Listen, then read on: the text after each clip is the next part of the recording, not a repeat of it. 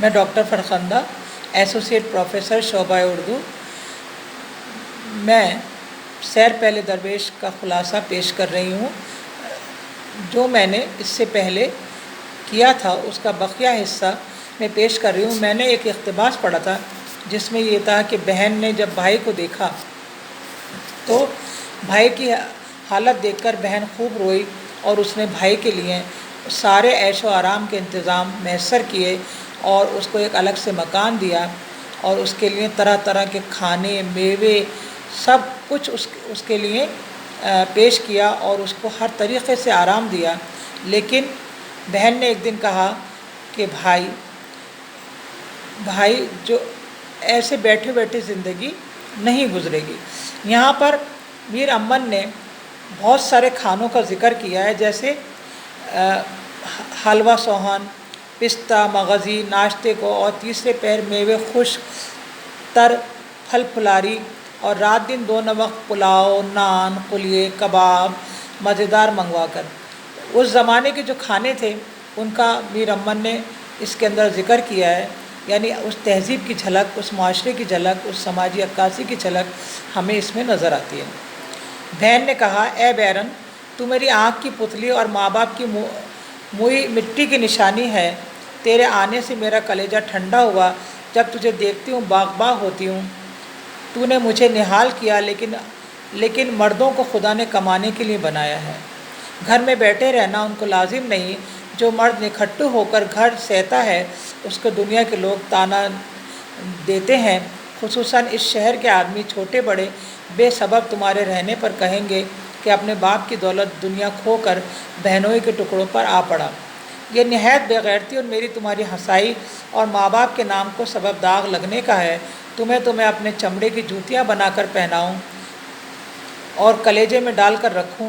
اب یہ صلاح ہے کہ سفر کا قصد کرو، خدا چاہے تو دن پھرے اور اس حیرانی مفلسی کے بدلے خاطر جمعی اور خوشی حاصل ہو۔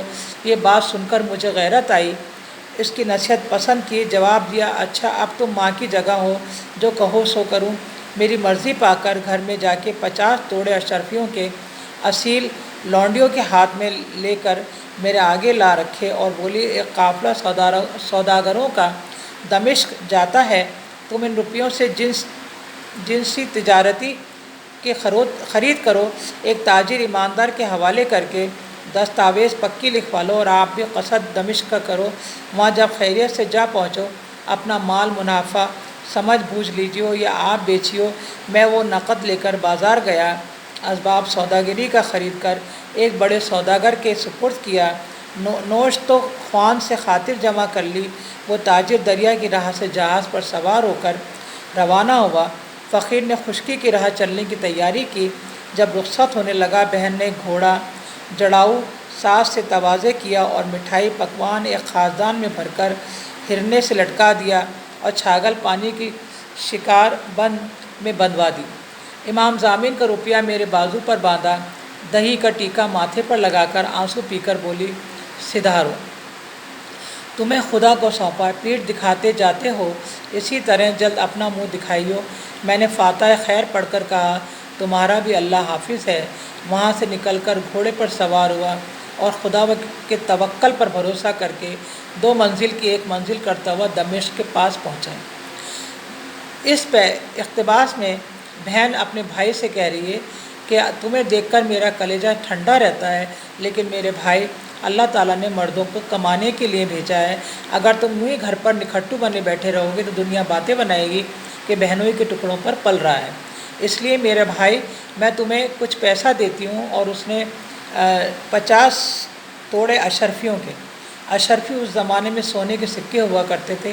اصیل، اس کے اندر ایک لفظ آیا ہے اصیل، اور لونڈیا، لونڈی، اصیل، خدمتگار، نوکر، یہ سارے ایک ہی لفظ کے معنی ہیں کہ ان کو لے کر وہ میرے سامنے آئی اور ان کو دمشق کے لیے اس نے کہا کہ تم دمشق روانہ ہو جاؤ، سوداگروں کا ایک قافلہ جا رہا ہے، اور اچھی طرح سے دستاویز بنوا کر ایک اچھے سوداگر کو تم یہ مال خریدو اور اس کو دو، اور تم بھی خشکی کے راستے سے دمشق روانہ ہو جاؤ۔ اور وہ بھی بہن نے اس کو ودا اس طریقے سے کیا کہ بہن نے اس کو ایک جڑاؤ گھوڑا دیا کھانے پکوا کر خازدان میں بھرے اور پانی کی چھاگل بندھوائی، امام ضامن کا روپیہ بازو پر باندھا اور دہی کا ٹیکھا ماتھے پر لگایا۔ یہ کچھ باتیں ہیں جو ہمارے یہاں دوسری تہذیب سے ہمارے یہاں پہ ہمارے اقدار، ہماری تہذیب میں اثر انداز ہوتی ہیں۔ یہ اس کا ذکر میر امن نے کیا ہے۔ بہن نے اس کو رخصت کیا اور وہ بھی خشکی کے ذریعے اپنے گھوڑے پر بیٹھ کر دمشق کے لیے روانہ ہوا۔